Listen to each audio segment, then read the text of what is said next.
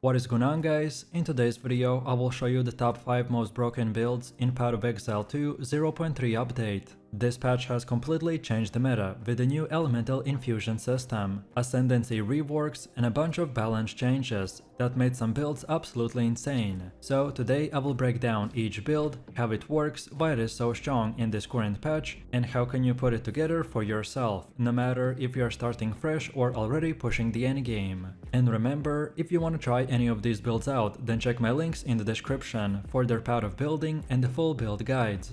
And before we continue, thanks to U4GM. They are a pro website that provides POE2 services like cheap currency, then even to trade all types of quality items and gems and much more. They have also more than 20,000 positive comments on Trustpilot, and this website is really worth a try. So make sure to use my discount code KATE for extra 6% off.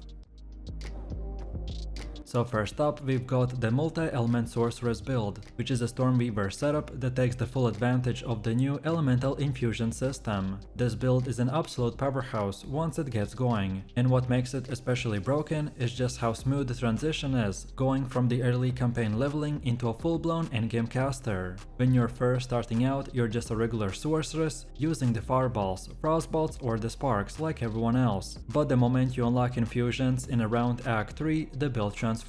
Instead of sticking to just one element and scaling it, you're weaving multiple elements together and stacking overlapping buffs that lets you shock, burn and freeze enemies all at the same time. It's like turning your screen into a blender. Enemies just don't die, they get erased in 3 different elements simultaneously. Now, what is especially strong about this build is that it works even in the solo cell found. You don't need insane uniques or trade gated gear. If you just follow the progression, hit around level 45 to 50 and grab the right permanent rewards from the Act 3 and 6, then you're all set up to go. The key campaign reward to always take is the mana regeneration in Act 3, because once you start spamming multiple infusion spells, you're going to need that sustain. And in Act 3, take the +5 to all attributes for the long-term flexibility with the gem requirements. Defensively, the sorceress stacks energy shield and the life together with resistances, as the glue that is holding all together. The movement speed is your #1 quality of life stat early on, so get boots with the speed as soon as possible. That makes a massive difference when you're dodging bosses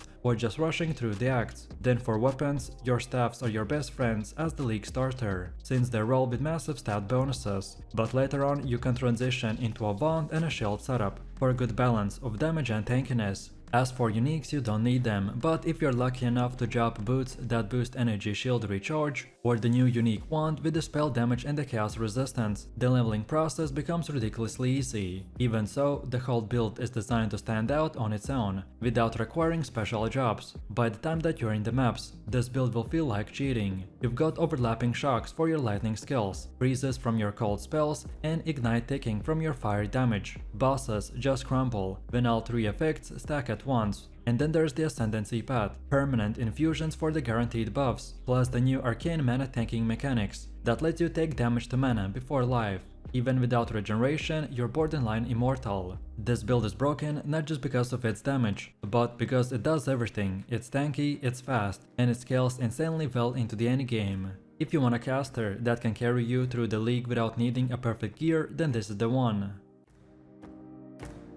Next up, we got the return of a classic, the Lightning Arrow Ranger. Deadeye has always been about screen wide clear speed, and in 0.3 the Lightning Arrow has evolved into something even crazier. Between the buffed scaling of projectiles, Deadeye's reworked ascendancy nodes, and interactions with the lightning rods, this build just destroys everything in its path. And here's the thing, most bow builds in the Path of Exile 2 has historically been class cannons. They either way clear fast but could not kill bosses, or they killed bosses but felt clunky in the maps. But Lightning Arrow in the 0.3 breaks that mold. It absolutely deletes packs with the chain shocking arrows. And when it comes to bosses, you weapon swap and apply a 20-second super shock that basically multiplies your entire damage output, With even average gear, that's enough to one-shot pinnacle bosses if you're set up right. The gear is straightforward but effective. You need to cap your resistances at 75% for the fire, cold and lightning. Rings and gloves will give you flat damage, ideally the lightning or the physical converted to the lightning, while your bow should be the highest DPS element that you can afford. Then quivers are stacked with the attack speed, projectile speed or the flat bow damage.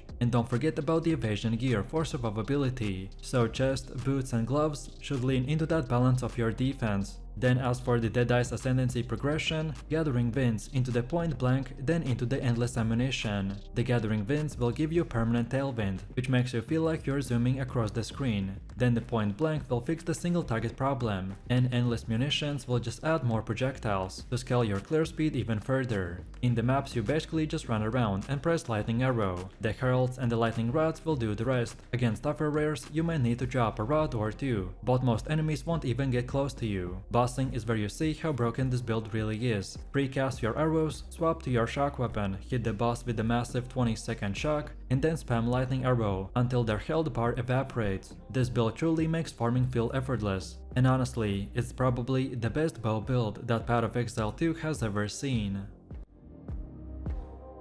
Then coming in at number 3, we got the Flicker Strike Monk. If you like builds that feel fast, chaotic and explosive, then this is the one for you. Flicker Strike has always been one of the most stylish melee skills in Path of Exile 2, and in 0.3 it's stronger than ever thanks to the crit scaling and the new defensive synergies. The concept is simple: you teleport from enemy to enemy with the flicker, critting almost every hit, and detonating packs with the AoE explosions from the link skills like the up wheel. Mapping feels like a blur. You don't even need to really walk, just Flicker Strike across the map, and everything dies before you even realize. Bosses are where this build truly becomes broken. By stacking nearly 100% crit chance and combining it with the setups like Infernal Cry and additional charge generation, the Flicker Strike Monk can literally one-tap tier 4 pinnacle bosses. You pre-generate charges, just go in and flicker once or twice, and the fight is over. Now, survivability is where the build surprises people. You'd think that something this fast and damage focused would be squishy, but it's actually not. By stacking energy shield, instant life recovery and the recharge mechanics, the build is tanky enough to clear tier 16 maps with ease. Then as far as gear goes, the belt that converts life flask into the energy shield sustain are huge here, which makes it feel like you always recover even in the middle of a chaos. And the general idea for the gear, you want a high crit melee weapon, energy shield on your chest and the helmet, and rings or amulets that give you extra melee levels, crit chance and resistances. Attack speed is nice but not as important. The main priority is stacking crit chance until you're capped, and then piling on crit damage multipliers. If you like melee but hate being slow, then this is the broken build for you. It's flashy, it's tanky, and it kills bosses faster than just about anything else right now.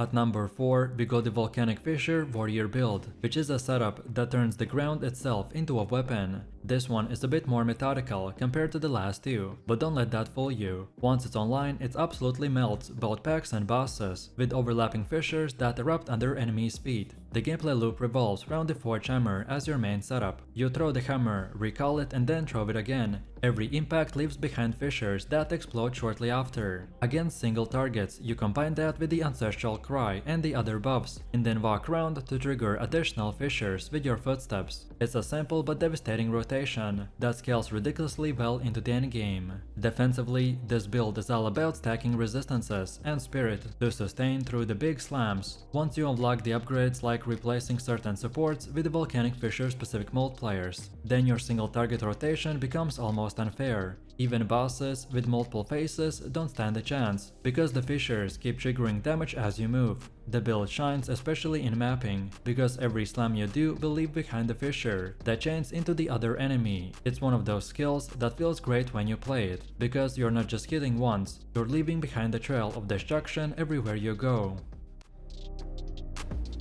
And now finally, we've come to the 5th build, which is another classic that's been getting even more buffs in the 0.3, aka the Spark Sorceress build, specifically the Blood Mage variant. Spark has always been known for filling the screen with the lightning projectiles, but now with proper crit scaling and mana sustain, it just feels flat out broken. The build revolves around one button, the Spark. You cast it and then projectiles bounce all over the screen, deleting everything in the sight. With 100% crit chance on the spells, every spark is a guaranteed lightning nuke. Add in the Orb of Storms for the bossing and you've got one of the most consistent, smooth caster experiences in the game. Then defensively, the Blood Mage setup gives you an insane sustain through the instant leech from the damage dealt. Between Vitality Siphon, Mana Recovery Jewels and your flasks, it feels like you can't die unless you actually get one shot. Your gear priorities are straightforward: stack crit chance, crit multipliers, lightning damage and alive. The boots with 30 to 35% movement speed are non-negotiable, because the spark is all about positioning, so the faster you move, the more effective the sparks become. In terms of the uniques, the Choir of the Storm and the Azori's accuracy makes the build even more insane. Then for wands, we want plus levels to the lightning skills and crit chance to push our damage through the roof. Then jewels are the real secret here. You need at least one with a 2% mana on kill to keep your sustain going, and then fill the rest with the crit chance and the multipliers. The end result is a build that feels like it has no weaknesses. Mapping is lightning fast, bosses get melted by overlapping sparks and the orbs, and the sustain makes it nearly impossible to bring you down. The spark has always been a fan favorite, and in 0.3 it has transformed into something truly broken.